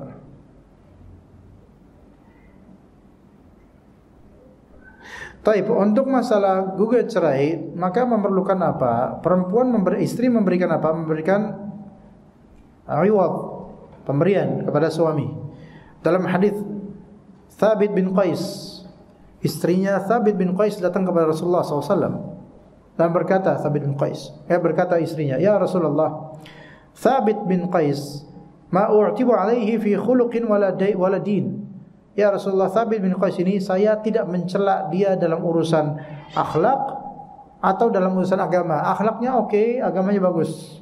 Walakinni akrahul kufra fil Islam. Tapi saya khawatir kekufuran dalam Islam, yaitu saya khawatir saya akan kufur nikmat. Saya khawatir saya tidak akan menjalani hak-haknya sebagai suami. Mungkin ada sisi fisik dari Thabit bin Qais yang memang tidak bisa ditolerir oleh istrinya.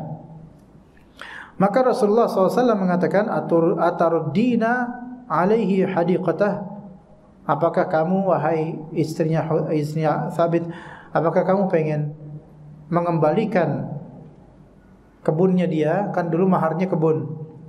Maka kata dia, na'am, iya. Maka Nabi SAW berkata, aqbil al-hadiqah wa taliqha tatliqatan. Wahai Thabit, terimalah hadiqahnya dia, terimalah kebun dia, kembalian kebun dari dia, dan talaklah kamu padanya satu talak. Ini menunjukkan bahwasanya gugat cerai itu ada dua faedah sini. Yang pertama, gugat cerai itu melazimkan adanya iwad kepada suami, yaitu pemberian materi dan manfaat. Ya, boleh dengan mahar yang dulu pernah diberi oleh suami, boleh. Kalau suaminya ridha dengan pemberian itu. Boleh juga dengan hal lain dari yang memiliki value seperti uang, barang yang memiliki value yang diridhai oleh suami. Itu pertama. Yang kedua, kalimat Nabi SAW, "Mutaliqha tatliqatan," dan talaklah dia satu talak. Ini menunjukkan kata jumhur ulama bahwasanya khulu' itu semanzilah dengan talak. Artinya khulu' itu berarti talak satu, ya, dan konsekuensinya hukum iddah, masa iddah juga berlaku. Namun khulu' itu kalau memang itu talak, maka itu disebut talak bain sughra namanya. Talak bain sughra. Talak bain itu ada dua, Pak. Talak bain itu ada dua. Talak bain sughra dan talak bain kubra. Apa sih talak bain maksudnya? Talak yang setelah itu enggak ada rujuk. Tapi pahami baik-baik, ini banyak orang salah paham nih. Pahami baik-baik. Talak bain itu apa? Talak yang tidak ada rujuk. Tapi pahami baik-baik. Sebagian orang memahami bahwasanya kalau gugat cerai itu setelah itu enggak mungkin bersama lagi, enggak boleh nikah lagi. Salah. Pahami baik-baik. Talak yang masih boleh rujuk itu talak 1 dan talak 2, atau talak ketika hamil dan seterusnya, itu masih bisa rujuk. Dan maksudnya rujuk di sini adalah rujuk di masa iddah. Rujuk di masa iddah yang tidak memerlukan akad baru, itu maksudnya. Adapun talak bain yaitu pisah benar-benar. Ada dua, talak bain sughra dan talak bain kubra. Talak bain sughra, talak bain kecil namanya. Talak bain sughra ini, talak bain kecil, ini kasusnya gugat cerai. Dari pihak istri gugat cerai, dan setelah vonis hakim resmi gugat cerai, maka terjadilah talak bain sughra. Artinya apa konsekuensinya? Masa iddahnya ada. Ya. Tetapi kalau suaminya, mantan suami ini mau nikah lagi, dan yang lebih sahih baik di masa iddah maupun di luar masa iddah, maka suaminya wajib menikahinya dengan pernikahan baru dengan syarat sah nikah yang baru. Itu maksudnya. Berarti suami mau balik sama dia bukan rujuk namanya, melainkan nikah lagi. Faham gak jemaah? Adapun rujuk itu adalah suami kembali ke istrinya, rujuk dengan istrinya di masa iddah, di talak 1 atau talak 2, itu baru rujuk. Misalnya hari ini saya talak kamu, ya, 3 hari kemudian suami kangen, kemudian beb, saya balikan deh sama kamu. Nah ini rujuk karena masih di masa iddah, ya. Tapi kalau gugat cerai, maka setelah vonis hakim di pengadilan resmi, maka suami kalau misalnya 3 hari kemudian kangen, mantan istrinya juga kangen, maka cara mereka bercampur lagi gimana? Yaitu dengan akad baru, dengan syarat sah sebagaimana akad nikah. Yaitu apa? Kalau perempuannya harus ada wali, kemudian ada apa lagi, Pak? Syahidan, 2 saksi pria. Yang ketiga apa? Ada ijab qabul. Ya, saya dengan walinya gitu. Ya. Jadi ada ijab qabul, ada wali, dan ada saksi 2. Dan juga maharnya mahar baru. Maharnya mahar baru. Maharnya apa? Misalnya gorden misalnya. Ya. Gorden emas, Masya Allah. Ya, dan seterusnya. Nah itu baru bisa. Itu talak bain apa tadi? Sughra. Ada talak bain kubra. Talak bain kubra ini yang disebut talak tilu.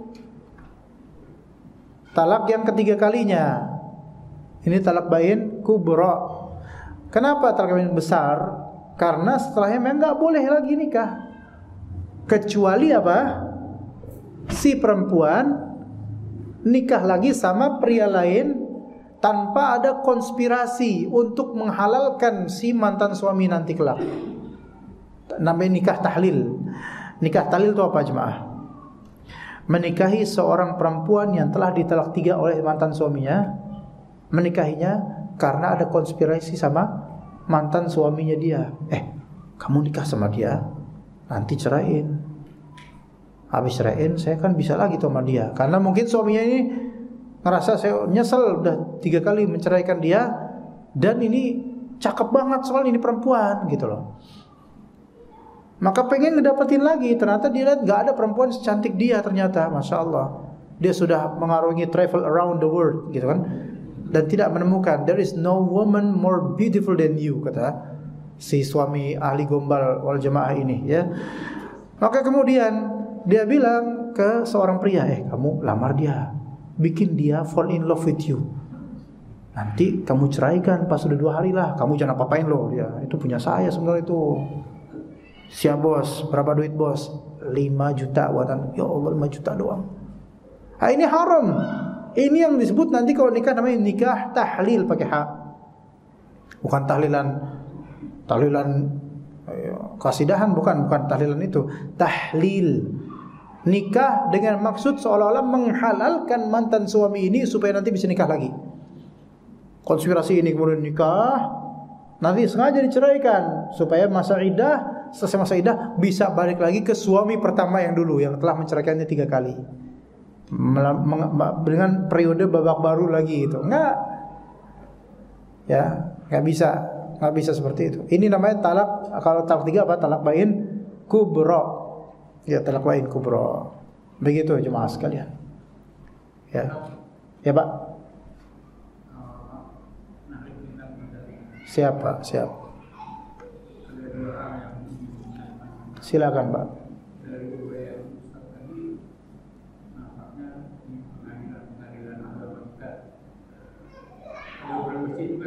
Ada apa, Pak?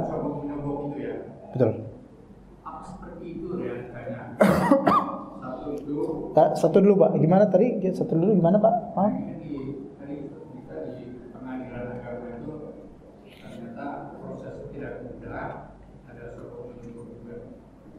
Ironi ya, kalau kita lihat ya, pengadilan agama, ya, mungkin bisa dielaborasi seperti apa sebenarnya?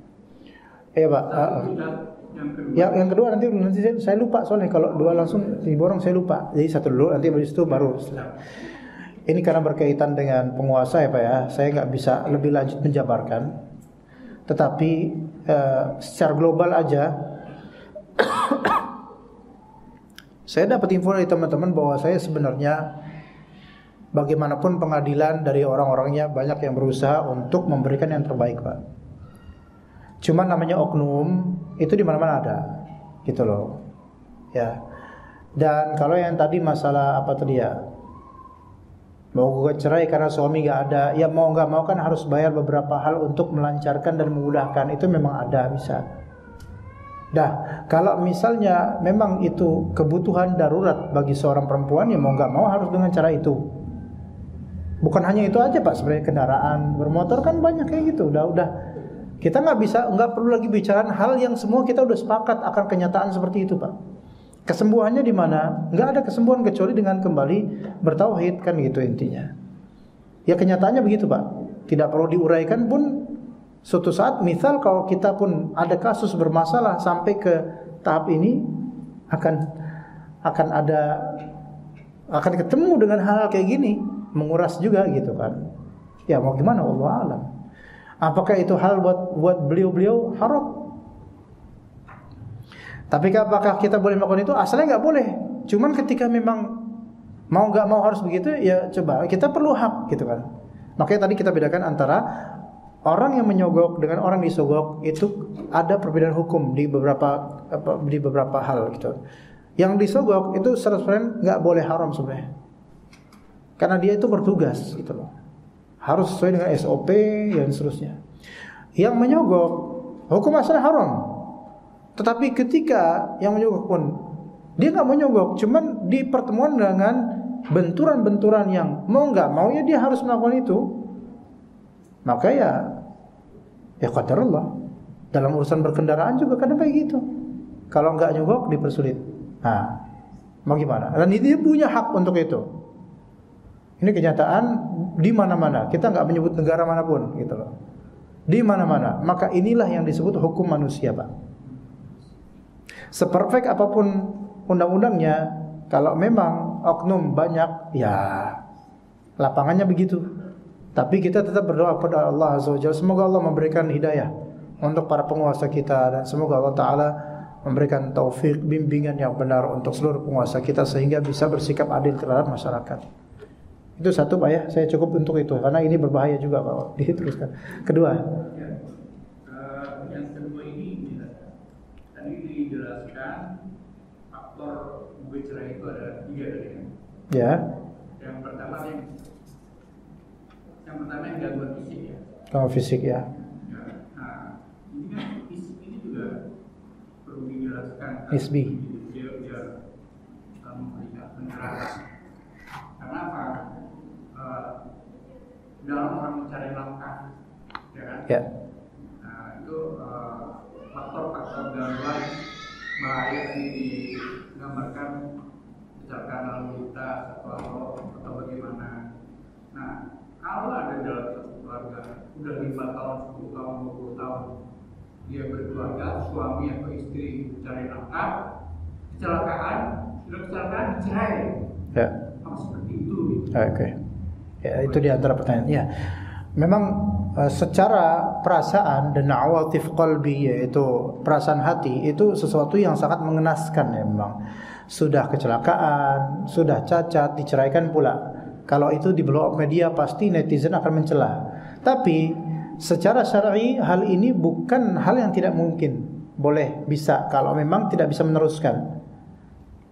Inilah Pak namanya vonis duniawi, hukum duniawi, vonis manusia awam, orang-orang awam itu menilai sisi itu hanya dari perasaan, tidak dari kenyataan dan tidak dari barometer syar'i.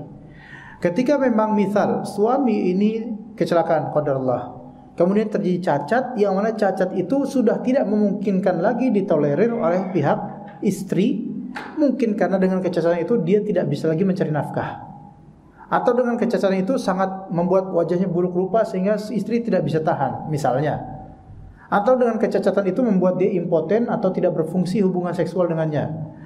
Jadi segala kekurangan yang itu membuat maksud dari berumah tangga itu hilang, seperti hubungan seksual, menikmati hubungan seksual, atau menikmati kebersamaan, itu hilang, maka diperbolehkan untuk gugat cerai. Nafkah hilang, itu hilang, apa hubungan seksual tidak ada, tidak memungkinkan, tidak memuaskan, atau mungkin dari segi fisik nafkah juga tidak ada, atau dari segi kebersamaan juga tidak memungkinkan, maka itu boleh untuk gugat cerai. Dan kasus-kasus beda-beda.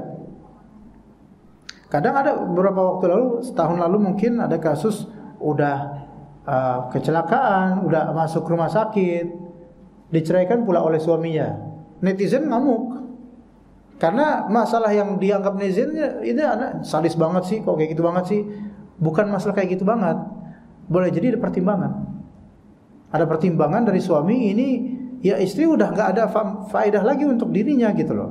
Nggak bisa menservis dirinya karena penyakit yang bertahun-tahun, atau mungkin penyakit yang membuat dia harus terlalu dirawat di rumah sakit, sementara dirinya itu membutuhkan servis. Maka khalas ini itu tidak berfungsi lagi sebagai istri, maka saya ceraikan dan saya cari istri lain. Secara qalbu, perasaan, apalagi ummahat, pasti marah, itu berang, padahal bukan urusan mereka. Tetapi secara hak dan hukum, maka ini dibolehkan. Boleh insyaallah. Begitu. Seperti itu Pak ya. Karena tidak ada keterusan untuk keberlangsungan rumah tangga dengan baik. Ada lagi jemaah laki-laki, ikhwan? Dah, cukup. Oke.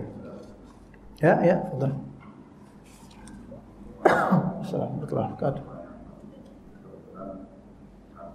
Agak kerasin dikit sih Pak, agak kedengaran Pak. Ini masalah perceraian. Kebetulan ini sih kasus di keluarga saya sih, keluarga kakak ipar. Memang dasar awalnya sih saya lihat tidak berdasarkan keimanan, saya lihat tuh. Tidak berdasarkan apa? Berdasarkan keimanan. Ya Jadi jauh nikah aja gitu ya jauh dari agama kalau saya lihat. Biarpun sering saya nasihatin.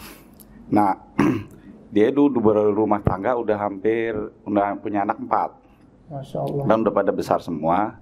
Nah, qadarullah di saat udah usia 50 ini terjadilah banyak usia perselisihan. 50-an. Ya, terjadilah banyak perselisihan.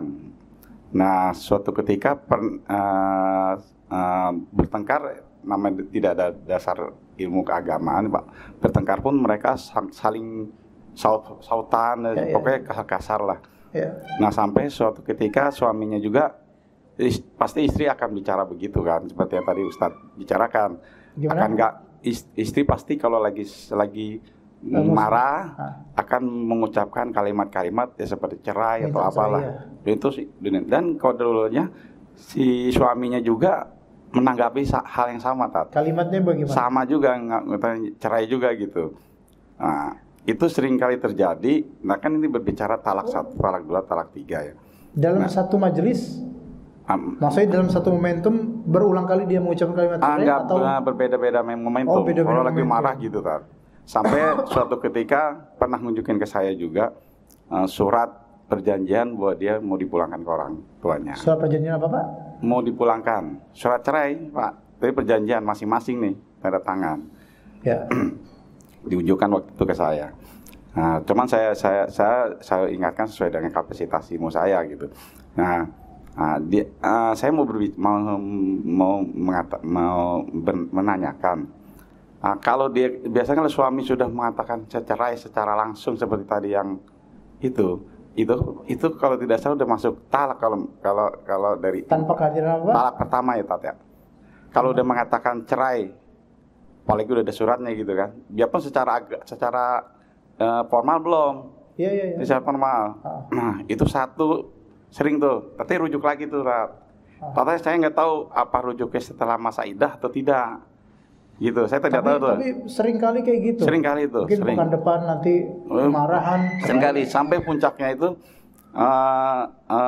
karena tidak tahan, istrinya juga kadang suka membuka ruang untuk laki-laki lain. Gitu, Tat. Nah, ini terakhir saya lihat dia sudah bertengkar lagi nih, hebat. Entah tuh berapa kali entah berapa kali ngatakan cerai. Nah, kemarin minta pendapat ke saya bilang untuk masa ini saya tidak bisa membantu. Makanya tadi saya bilang cobalah datang ke KUA minta penjelasannya. Iya. Nah, istrinya seperti tadi dibilang minta uang untuk proses perceraian karena perlu uang, kurang lebih sekitar 1 juta sampai 3 juta. Suaminya tidak sanggup karena emang mungkin permasalahan ekonomi harus jadi permasalahan ekonomi dari istri mungkin menganggap suami tidak cukup ekonominya untuk membiayai kehidupan sehari-hari mungkin ya. Nah, akhirnya minta uang untuk proses cerai itu, tapi suaminya tidak sanggup. Iya. Gitu. Nah, itu akhirnya gantung. Ya kan? Seperti tadi saya bilang tuh. Nah, istrinya ternyata membuka ruang juga tuh buat untuk kehadiran laki-laki. Jadi mereka masih serumah nggak sih, Pak, itu? Masih. Nah, udah berapa bulan ini yang laki-laki ini nggak serumah, kira pindah dia. Dan dia menjalin hubungan juga sama seorang wanita juga. Nah, proses kayak begitu tuh. Pusing saya, Pak, jadinya, Pak. Nggak, maksud saya gini tuh. Nggak, suara antum kecil banget apalagi saya tatain gitu ya. Nah, maksud saya itu kan menurut saya kan udah masuk talak tuh, Tat ya. Udah berkali-kali dia mengucapkan cerai kan gitu ya. Kalau memang benar, kalau menurut seandainya benar lah gitu lah. Itu gimana? Kalau padahal suami sendiri pas terakhir ngomong ke saya juga itu masih cinta, Tat. Masih cinta sama istrinya gitu. Bapak bisa nggak kabur dari mereka gitu? Kalau bisa nggak bertemu mereka apa biar nggak pusing gitu loh, Pak. Gini loh, Pak, kasus kayak gini ya ada beberapa orang karena emang nggak ke ahli ilmu. nggak nanya ke ahli ilmu. Mereka cuma bertindak semau mereka itu aja. maksud saya. Jadi mereka menganggap kata cerai itu biasa. Gitu. Na'udzubillah min dzalik, itu berbahaya, itu besar. Bahaya, ya? Nggak, maksudnya itu udah masuk talak 3 kali ya Tat ya, kalau berkali-kali. Kalau memang zahir dari kalimat itu mungkin talak 20. Karena kalau setiap berantem kayak gitu, dan sebenarnya sang bapak itu bisa menahan emosinya, sebenarnya marah level 2 gitu, bukan marah level 3 yang kalap, kesurupan.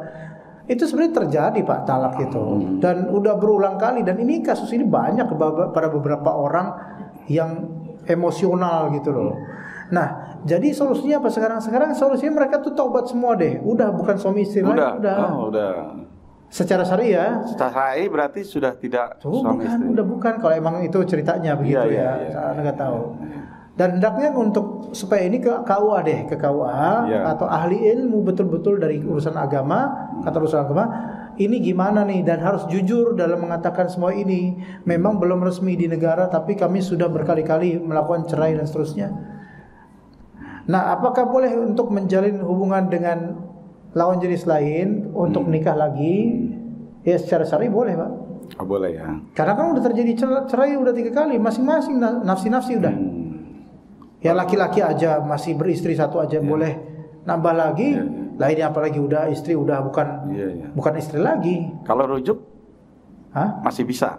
Rujuk di akhirat rujuknya nanti nggak bisa Pak, sampai si perempuan ini nikah sama laki-laki lain terus diceraikan dengan tanpa konspirasi tadi ya, nikah tanpa konspirasi gitu. Karena ini udah cerai terus 20 kali. Kalau suaminya itu masuk ke level 3 nggak marahnya Tat? Kalau berkali-kali saya kan nggak ngeliat gimana suami saya juga nggak ngeliat, nggak tahu level 3 atau 4 atau pedes 5 atau berapa gimana ya, itu yang kejadian Tat. Jadi kemarin sih saya hanya bisa bilang kalau memang itu jangan jangan diperpanjang. Coba lapor aja ke KUA, mungkin di sana ilmunya lebih paham lah kan gitu. Saya pikir mereka udahlah urus perceraian supaya bisa nikah lagi dengan baik gitu aja. Ini masih ada pertanyaan Pak yang lain. Gitu aja. Makasih banyak Pak. Baik, bismillahirrahmanirrahim. Assalamualaikum Ustaz. Waalaikumsalam warahmatullahi wabarakatuh. Mohon izin bertanya, anak punya kakak ipar yang selama menikah dengan abang saya memusuhi ibu saya. Tidak menganggap ibu saya sebagai mertuanya. Bahkan sampai berani, ini kakak ipar berarti perempuan ya, karena nikah dengan abangnya ya. Bahkan sampai berani bicara soal perpisahan kepada ibu saya. Saat ini abang saya sudah 1 bulan lebih tidak menengok ibu saya. Ayah saya meminta saya untuk bicara dengan abang saya, tapi saya merasa tidak ingin ikut campur ke dalam masalah rumah tangganya. Dan selama menikah abang saya sudah berkali-kali menjatuhkan talak, tapi hanya di lisan dan tidak ada perubahan. Inilah jauh dari ilmu, jauh dari ketakwaan. Maka cukup anti silaturahim aja. Dan kalau memang khawatir kalau anti berkata sesuatu tentang rumah tangganya itu akan membuat mudarat lebih besar, maka stay out, tidak usah ikut campur, lebih afdal. Ya, tidak usah ikut campur, lebih afdal. Tapi kalau emang ada kesempatan untuk memberitahu bahwasanya hukumnya begini, hukumnya begitu, maka itu afdal. Tapi dilihat dari konteksnya. Ya, begitu. Ya, semoga Allah Ta'ala berikan taufik kepada anti dan tidak menjadikan rumah tangganya seperti ini. Ya, kita nggak tahu kan motifnya apa. Kakak ipar itu memusuhi ibu saya, memusuhi ibunya, kita nggak tahu. Nggak disebutkan di sini apa sebabnya. Taib Ustaz, apakah berdosa ketika memutuskan untuk menikah dengan seorang laki-laki yang soleh tapi tunanetra atau buta? Enggak dosa kalau memang anti mau bersabar. Ya enggak dosa, kan dia laki-laki yang soleh. Hanya saja ya harus ngerti konsekuensinya nanti gitu loh. Soal nafkah dan hal-hal lain. Dosa itu urusan lain. Tapi apakah anti akan sabar atau enggak? Itu ada kertas di balik situ. Ada kertas itu. Ya begitu. Jadi tidak berdosa. Ya. Kesolehan itu penting. Cuma perlu faham juga tunanetra atau buta ini juga nanti ya akan berefek pada nafkah dan semisalnya. Ya. Ustaz, jadi kalau khulu' yang diajukan istri itu jatuhnya talak berapa? Talak 1. Bagi jumhur ulama jatuhnya talak 1. Ya, bukan talak 3. Apakah bisa sampai talak 3? Tidak. Dia masih talak 1, tapi khulu itu nunggu vonis dari hakim baru disebut talak 1. Dan kalau mau rujuk itu harus apa? Dengan akad baru. Bismillah. Ada fulanah punya suami A pengangguran, tidak memberi nafkah, lahir bertahun-tahun dan sering juga KDRT. Sebelum bercerai dengan suami A, ada laki-laki atau duda yang suka pada fulanah, bahkan sering memberi uang kepada fulanah dan anaknya. Beberapa bulan setelahnya fulanah menggugat cerai suami A, dan sebelum masa iddah selesai fulanah menikah dengan duda tersebut. Apakah pernikahannya sah?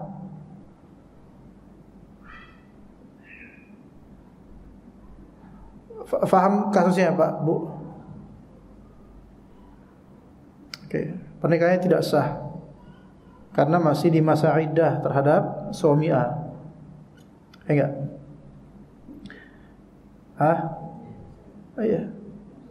Memberi uang kepada fulana dan anak-anaknya di masa dia masih sebagai istri orang itu bukan akhlak yang baik. Kecuali kalau memang betul-betul darurat ya. Mungkin ini darurat mungkin. Saya husnuzonnya darurat, bukan maksud apa-apa. Tapi kalau beberapa bulan setelahnya fulana setelah banyak ngasih duit, fulana menggugat cerai suami A, dan sebelum masa iddah selesai fulana menikah dengan duda tersebut. Ini tidak sah di pemerintahan kita di Indonesia. Ya, karena gugat cerai kan ada masa iddah, karena gugat cerai dihitung sebagai talak. Talak itu ada masa iddah. Nah, sebagian ulama di antara Syekh Utsaimin dan lainnya mengatakan bahwasanya gugat cerai itu fasakh bukan talak, sehingga tidak ada masa iddah. Kalau pakai pendapatnya Syekh Utsaimin, ini sah pernikahannya. Oke? Kalau pakai pendapatnya Syekh Utsaimin, ini sah pernikahannya. Tapi sekali lagi pahami baik-baik bahwasanya kita hidup di negara hukum. Ya gitu loh. Karena gugat cerai di negara ini dihitung sebagai cerai pertama, cerai. Dan itu tolak bain sughra yang tadi kita bilang. Maka ada masa iddah. Nah, kalau di masa iddah, bagaimana penguasa atau KUA akan menerima pernikahan ini? Melainkan mungkin dengan cara nikah siri. Anggap nikah siri ini kita mengambil pendapatnya Syekh Utsaimin dan beberapa ulama lainnya minoritas, bahwasanya gugat cerai itu bukan talak, melainkan dia adalah fasakh, yaitu menggugurkan akad nikah sehingga tidak ada masa iddah. Maka sehingga apa? Fulana bisa langsung menikah dengan duda tersebut. Tapi ini tetap bukan akhlak yang baik. Bukan suatu hal yang dianggap kehormatan ya. Sebaiknya selesaikan dulu masa iddah dan ini. Nah, kalau di negeri kita ini dianggap tidak sah nikahnya. Kalau pakai fikih di negeri kita tidak sah. Fikih jumhur ulama mengatakan ini tidak sah. Ya. Nah, terus gimana? Udah bercampur. Sekarang kita tanya dulu, si duda ini apakah dia sudah konsultasi atau belum kepada ahli ilmu sebelum menikahi si fulanah ini? Kalau konsultasi pada seorang ustaz atau seorang ahli ilmu dan ahli ilmu berpendapat bahwasanya nikahnya sah karena ini fasakh bukan talak, maka wallahu alam mungkin dianggap nikahnya sah, tapi tetap lakukan nikah ulang. Lakukan nikah ulang untuk menghilangkan syubhat dan menegakkan hujjah bahwasanya nikahnya murni sah. Ya, saya enggak mengatakan duda ini sejahat apa gitu, enggak. Ya, karena yang jahat adalah mantan suaminya, betul. Ya, begitu. Maka saya sarankan wallahu alam lakukan nikah ulang untuk menghilangkan jejak syubhat, itu aja. Nikah ulang dengan akad baru, wali dan saksi dua dan ada mahar baru. Ya, seperti itu saran ana. Ya, supaya nanti tidak menjadi hujjah keburukan ke depannya.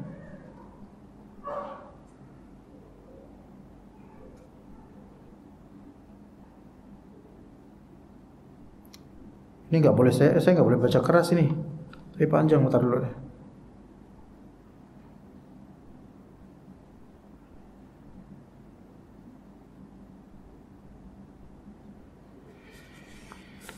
Ya. Dikantongin aja ya. Kantong kiri masuk ke hati nih, Masya Allah. Kayak ini ada permasalahan yang beliau nggak mau disebutkan di masjid, di majelis. Assalamualaikum warahmatullahi wabarakatuh. Ustadz, jika ketika emosi suami berkata, kamu mau saya ceraikan, lalu istri menjawab, silahkan ceraikan saja. Tapi suami menjawab diam saja, tidak menjawab. Apakah sudah jatuh talak, Ustadz? Belum. Karena ini sighahnya istifham, pertanyaan. Cerai itu statement afirmatif, ya, kalimat yang tegas. Saya ceraikan kamu, bukan saya ceraikan kamu. Ini nggak bisa. Iya, aku ceraikan kamu. Dijawab istrinya, situ oke, gitu. Enggak, ini nggak terjadi ini. Karena ini istifham, bertanya dengan nada aja udah beda gitu loh. Maka kalau dengan kamu mau saya ceraikan, enggak, ini nggak cerai. Karena ini nanya, ancam aja itu nggak cerai, ngancem aja itu nggak cerai. Awas kamu, saya ceraikan kamu nanti. Ini nggak cerai. Karena awas kamu, saya ceraikan kamu nanti. Ini kan ambigu. Maksudnya ini ancaman. Nantinya ini kan nggak jelas nanti ini kapan. Dita'liq, yaitu diikat dengan nanti. Kenantian tuh kapan? Nanti kan masih panjang, hari kiamat juga nanti. Kecuali kau bilang, awas kamu, saya ceraikan kamu nanti sore. Nah ini possible nanti sore udah terjadi cerai. Beda. Ya gitu, seperti itu. Jadi kalau bertanya, mengancam, itu nggak terjadi cerai. Apalagi ini, istri suami bilang, kau mau saya ceraikan? Sok atuh saya ceraikan aing, gitu kata suami, kata istrinya. Suaminya anteng baik. Ya. Mau ngeluh cerai, melihat kecantikan istrinya luluh dia.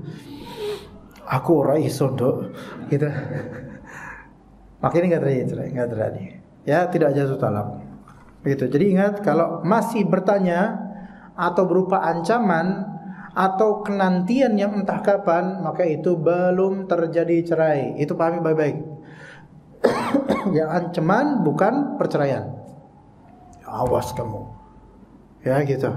Kecuali kalau ancamannya itu ada ta'liq, yaitu ikatan dengan momentum khusus atau waktu khusus. Awas kamu, kalau kamu buka berangkas ini lagi, saya ceraikan kamu. Nah ini kata para ulama terjadi cerai ketika memang dia ngebuka berangkas. Begitu.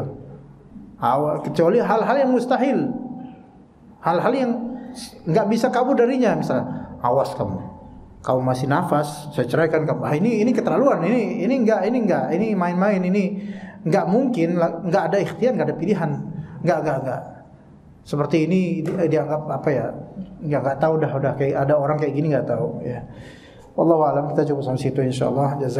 Jazakumullahu khairal jazaa. Semoga bermanfaat dan semoga Allah Subhanahu wa taala menjadikan rumah tangga kita rumah tangga yang sakinah, mawaddah, warahmah.